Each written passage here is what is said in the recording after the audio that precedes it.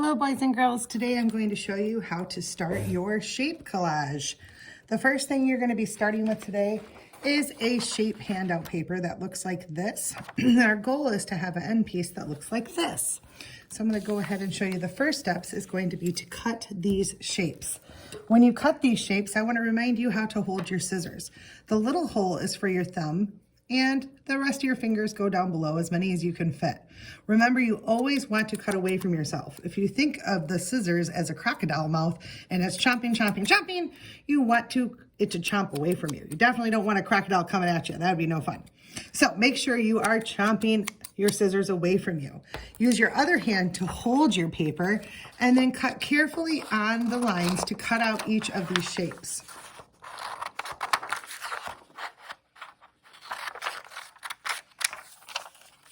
As you cut the shapes, make a pile for your scraps and a pile for your shapes.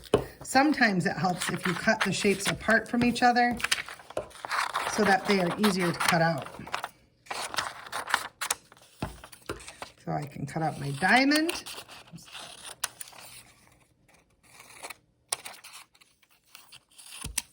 Add it to my shape pile. I can cut out my oval.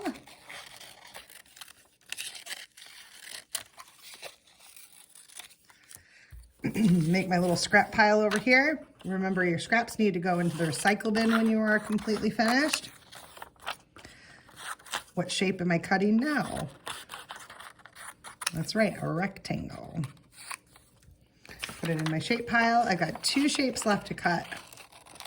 Now you'll notice Mrs. Hall is cutting pretty fast, so you will want to take your time so you don't accidentally cut a part of your shape off. Add my circle to my pile.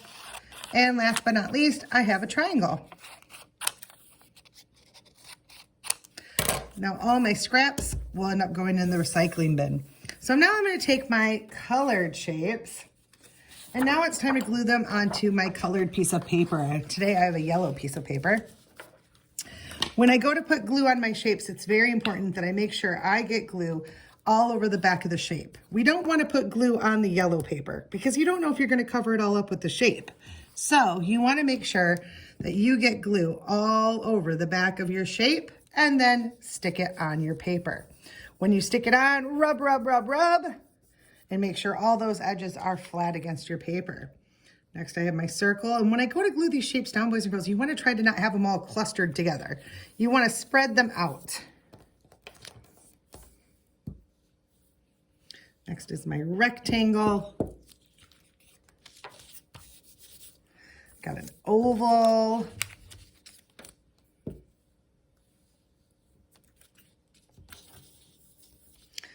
Next, I'm moving on to the diamond. I'm gonna put the diamond right here, and I got room for a square. Oh my goodness, where am I gonna fit it? Maybe I need to move my diamond over. Maybe my diamond can fit right here. Uh-oh, it needs a little bit more glue. Make sure it's glued down flat. Then I'm gonna get my square, which is my last shape, get all the edges and the corners, and glue my very last shape on.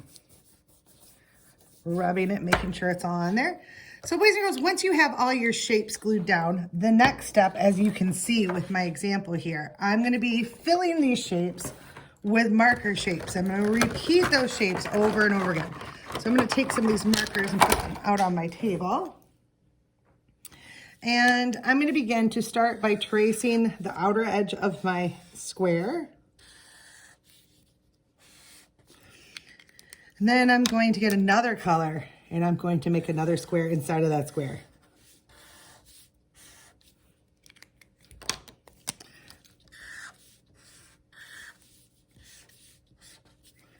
And I keep going until I fill that square in.